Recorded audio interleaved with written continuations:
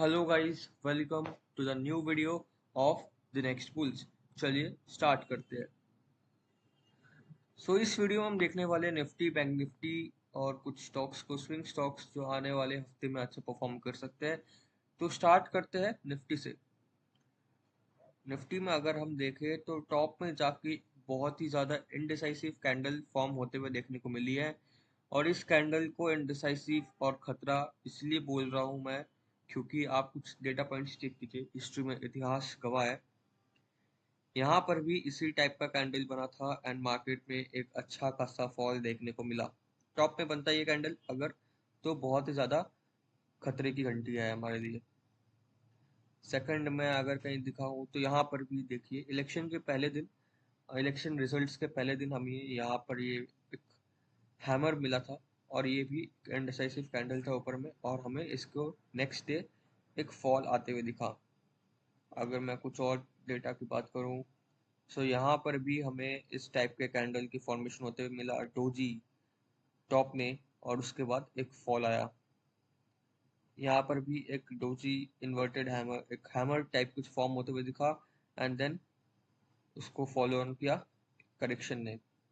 यहाँ पर भी सेम एक डोजी बना और हमें एक करेक्शन मिला। तो हम ये इससे कैलकुलेट कर सकते हैं कि टॉप में अगर आपको डोजी या हैमर कुछ भी मिलता है तो वो एक खतरे की घंटी हो सकती है। हो सकता है कि इस बार ये ना हो, काम ना करे। तो इसके लिए हमें क्या ध्यान रखना पड़ेगा? पहला, कि हमारा 1 आवर टाइम फ्रेम पे आप आकर देखेंगे तो पूरा ही वो दिन साइडवेज था। तो ओपनिंग कैंडल जो था उसका हाई और लो मार्क कर लेंगे हम, और जिस भी तरफ मार्केट ब्रेक करता है उस तरफ हम ट्रेड प्लान आउट कर सकते हैं। ऊपर की तरफ हम टारगेट सभी नहीं निकाल सकते, क्योंकि खुला नीला आकाश है, कहीं भी जाके मार्केट रुक सकता है। बट नीचे की तरफ अगर ये ब्रेक करता है तो फर्स्ट टारगेट हमें 25,164 की तरफ आते हुए दिख सकता है, एंड सेकंड टारगेट जो है हमको 25,000 का मिल सकता है। राउंड नंबर भी है और सपोर्ट भी हमें आते हुए दिख सकता है। ये इस एरिया से हमें सपोर्ट भी आते हुए दिख सकता है। यहाँ पे 25,000 पे हमें प्रॉफिट बुक कर सकते हैं आप लोग। और अगर 25,000 को भी निकालता है तो यहाँ पर हमारे पास जो एक रेंज है, इस रेंज पे मार्केट आ सकता है 24,873। इस रेंज को भी ध्यान में रखना है। बात करें बैंक निफ्टी की, बैंक निफ्टी में अगर हम देखें तो बहुत ही ज़्यादा मुझे वीक ही लग रहा है अभी बैंक निफ्टी। क्योंकि अगर हम टॉप से निकाले, यहाँ से लेके अगर हम निकाले बॉटम तक, ये बैंक निफ्टी में फिबो का रिट्रेसमेंट निकाल कर देखें, यहाँ पर हमें 0.5 का एक रिट्रेसमेंट जोन आ रहा है, और यहीं पे ही हमारा एक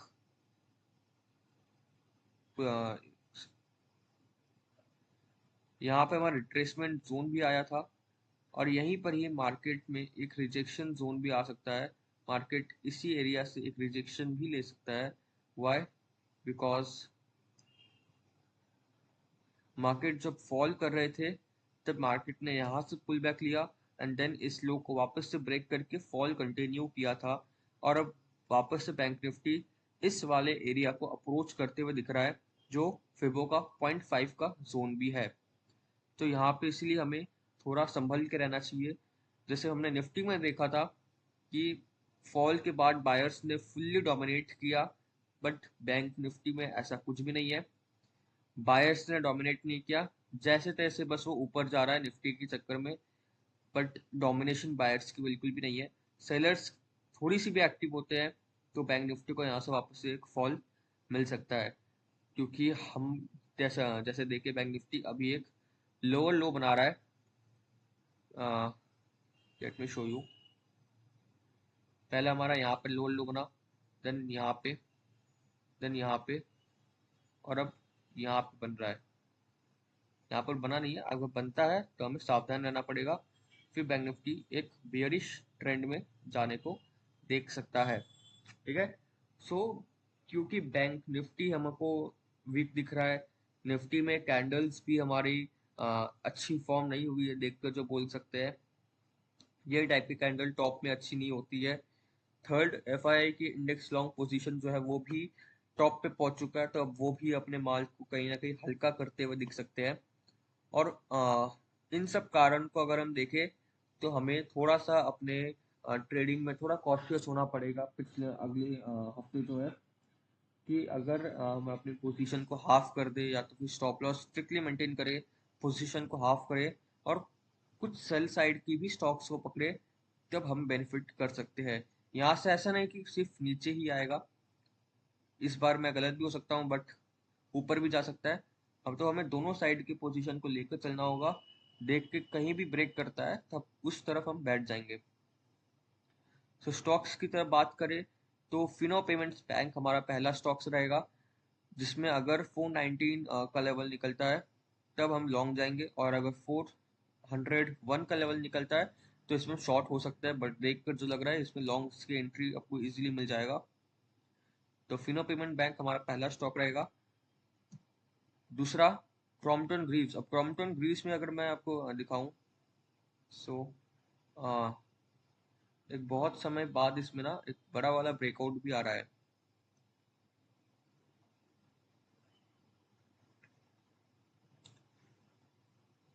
2021 में इसने अपना ये वाला हाई रजिस्टर किया था, उसके बाद बहुत ज़्यादा नीचे आया और अभी वापस से इस 2021 के हाई को क्रॉस करने को देख रहा है क्रॉम्पटन ग्रीव्स। तो हमें इस पे एक नज़र रखना चाहिए। यहाँ पर अगर इस वाले रेंज को निकाल देता है तो हमें एक अच्छी रैली देखने को मिल सकती है, और अगर हमें यहाँ से रिजेक्शन देखने को मिलता है तो भी हमें एक अच्छा मूव मिल सकता है। तो हमें क्रॉम्पटन ग्रीव्स पे थोड़ा सा नज़र बनाए रखना चाहिए। और इसकी खास बात ये भी है कि एक इम्पॉर्टेंट रेजिस्टेंस के पास आके इसने कंसोलिडेट भी किया अपने स्टॉक्स में, अपने कुछ दिन में कंसोलिडेट भी किया।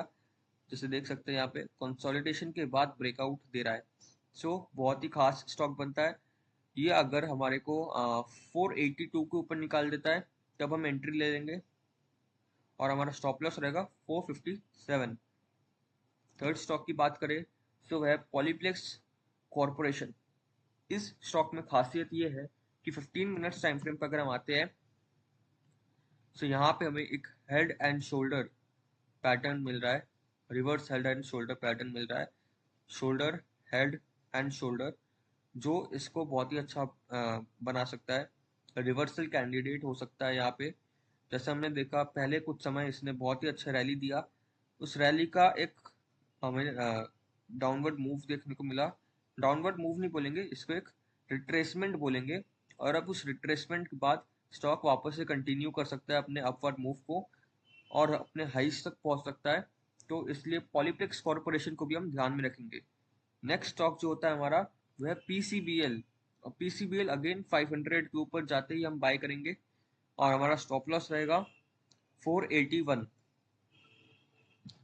नेक्स्ट हमारा आता है ग्रासिम इंडस्ट्रीज।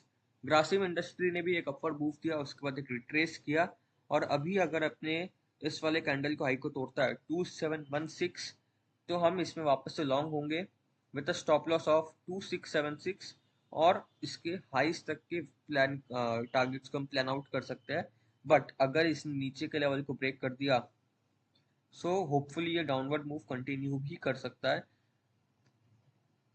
नेक्स्ट स्टॉक जो है वो है Netweb Tech India. Netweb Tech India पे हमारे को ऑल टाइम हाई का ब्रेकआउट देखने को मिल रहा है, एक बहुत ही रिसेंट ऑल टाइम हाई बनाया था इसने। तो 2771 के ऊपर जैसे ही स्टॉक निकलता है हम इसमें एक बाइंग साइड के मोमेंटम के लिए प्लान आउट करेंगे, और हमारा टारगेट स्टॉप लॉस रहेगा 2537, हमारा टारगेट रहेगा, स्टॉप लॉस रहेगा।